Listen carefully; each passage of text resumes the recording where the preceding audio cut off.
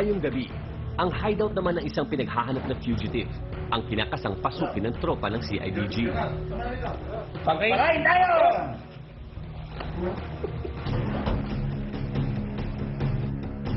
Ang subject, isang wanted na labas-pasok na sa Munti. Coordinate lang, pa-SPO to, Tony Magbanwa, na CIDG elements. Nandito kami ngayon sa may Campusville. Dito meron kaming police operation na to arrest wanted person. Ang kaso, frustrated homicide. Pagkatapos ng 30 minutong biyahe, sinundan namin ang tropa ng CIDG sa pagpasok sa isang liblib na barangay sa Palawan. Yeah, saging na yan. Nako. Ito. Dito, nakumpirma ng isa pang kasamang bounty hunter ni James Bond na nagtatago ang akusado. Gumamila Street. Ang masukal na lugar, tila may dalang panganib para sa mga operatiba. Yan. Oh. Kasi siya, wala siyang kamalay-malay. Nagkaroon na siyang pamilya sa lugar na yon. Ay, hindi naman yan ikakatakot. Kasi pag ganyan na tao, hindi yan dapat katakutan. Dapat siya managot sa batas. Kaagapay lamang si James Bond sa operasyon na ito. Ito kasi ang trinabaho ni Ben ng halos isang buwan na pagbabantay sa anino ng demonyo. Wala kang kakilala sa lugar eh. So, naghanap ka ng kaibigan sa lugar na yon para makuha mo yung pangalan ng lugar ng suspect kung saan siya nanda. Kaya ganun kahirap yun, makipagsapalaran. Ang mga sumunod na mga segundo, delikado na. Tao po. Hi, good evening. Gandang gabi. Ito ba yung bahay ni Joey? Joey? Habang tumatawag ang mga pulis, nagtatangka na palang tumakas ang pusakal sa likod bahay. Lopez. Sino iba nakatira dito? Sino pa? Yun na!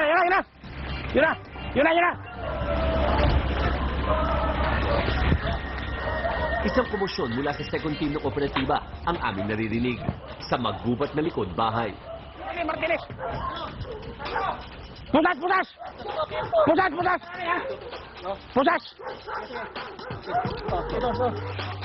Rudy Martinez, pangalan mo? Yung pa! Pusas! Si James Bond, hindi rin magkandaugaga sa paghawak sa akusado. Tama mo doon! Ikaw si Rudy Martinez? Ikaw ay na-aristo ng CIDG sa base na ikaw ay may warrant of arrest, ha? Frustrated homicide. Ikaw ay may karapatang manatili at maghanap na iyong abogado. Oh, Rudy Martinez. Oh. Diyan dali. Ikaw ba si Rudy Martinez? Oh, ito. Yan na. Oh, tira. Okay na. Yan na. Laking pasalamat ng tropa at walang armas ang akusado. Sa madilim na bahagi ito ng Palawan, hindi mo kasi masasabing kung may kasama pa siya o ibang katropa pang nagtatago. Bago nasintinsihan ka na gusto mo ka na iwahig. Ang kalahating taon na pagtatago ng suspect, natuldo ka na rin. Maraming area na mahirap i-penetrate.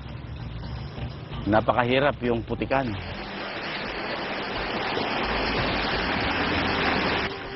Yung ilog, yung gubat, yung dagat, isla. Bago kami susulong diyan, pinapauna natin ang ating mga informante para ma-confirm ang daan. Makagawa kami ng plano kung saan kami mag-i-entrance, saan kami mag-i-exit. Si James Bond, nahirapan din sa operasyon na ito. Kalimitan ganun kasi sino ba naman ang ayaw ang gustong mahuli, kaya kahit pa panong paraan nandoon yung resistance nila na magpupumilit silang maiwasan ng paghuli sa kanila, pagsaserve ng kanilang mga warrant of arrest. Walang patong sa ulo ang akusado, kaya wala rin matatanggap na pabuya si James Bond o si Ben Verdugo. Hindi rin siya ang principal na action agent ng kaso. Tanging pakikisama lang sa tropa ang ipinunta niya rito. Nagalanganin ako nung una kasi nung matrace ko yung subject namin, At nakita ko yung background niyan, Kuya Takakayan, dahil may grupo siya na involved siya. Yun ang isang problema, kaya hindi ko na masyadong pinuhan muna yun. Sa ganito kadelikadong kaso, ang nagpapatibay lang rin sa loob niya, ang hawak na armas. Kung sa batas, di ba, mayroon tayong batas na sana hindi po pwede yung sibilyan. Kaya lang, minsan sa operation, inaalaw na lang kami ng aming mga pulis na kasama, provided na mayroon kaming yung license na gamit, kung ipapahiraman nila sa opisina, susunod ka sa patakaran, mayroon silang patakaran na kailangan mo sundin. Yun lang naman ang kailangan kasi siyempre kahit paano apektado rin sila pagka may nangyaring iba. Napansin nga namin ang hawak na baril ni James Bond sa operasyon. Kaya madalas, pati sila napagkakamalang pulis. Ang pagkakaroon naman ng lisensyadong baril ay isang karapatan ng isang mamamayang Pilipino sa Pilipinas. Kapag mayroon siyang kakayahan bumili ng baril at malilisensyahan ay nabibigyan siya ng ating higher headquarters, Firearms Division sa Camp Crame. So,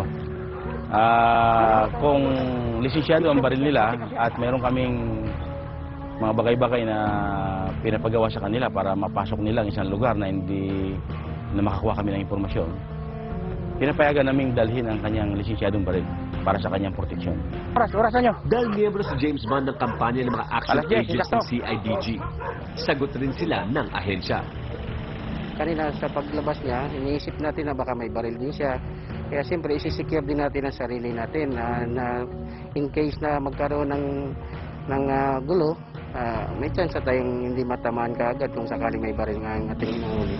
Normal, siyempre, kapag inutosan namin siya at siya ay membro ng aming civilian agent or sinasabi nating BPATS, ay nasa kanya lahat ng proteksyon.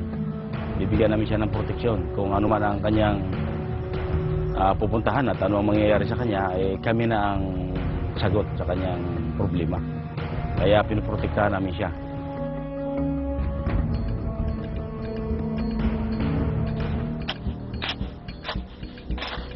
Kapag walang operasyon, nasa bahay lang naglalagi si James Bond. Pero ang kaba, hindi nawawala sa kanya.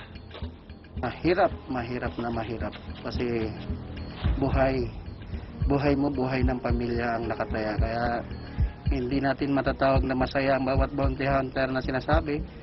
Kasi buhay nga ang nakataya dyan. Hindi mo naman sinasabi na lahat ng gagawin mo ay baka lagi kang panalo. Maraming beses na halos ako mismo ay mamamatay na sa sobrang trabaho na ganyan. Para sa kanilang kaligtasan, hindi na namin ipapakita ang mga miyembro ng kanyang pamilya.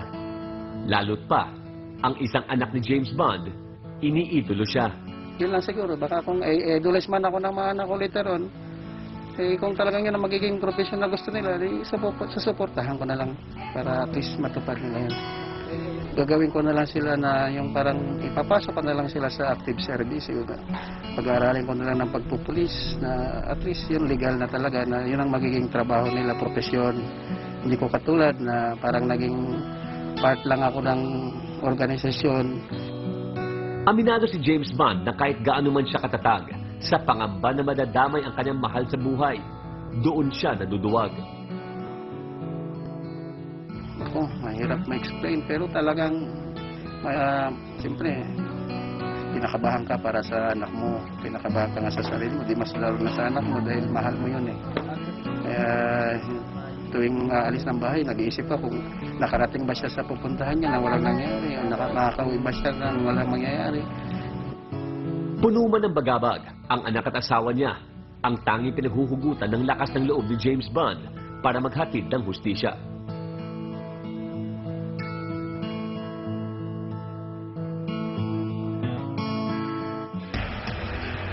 Sa mga nais makipagtulungan, gawin sana natin ito sa intensyong malutas ang kaso at hindi lamang makuha ang patong sa ulo. Hanggang sa susunod na edisyon ng inyong Under Special Investigation na magtutuklas sa iba't ibang mga peligrosong lugar sa Pilipinas. Ako po si Paolo Medjones, isang ligtas na gabi po sa inyong lahat.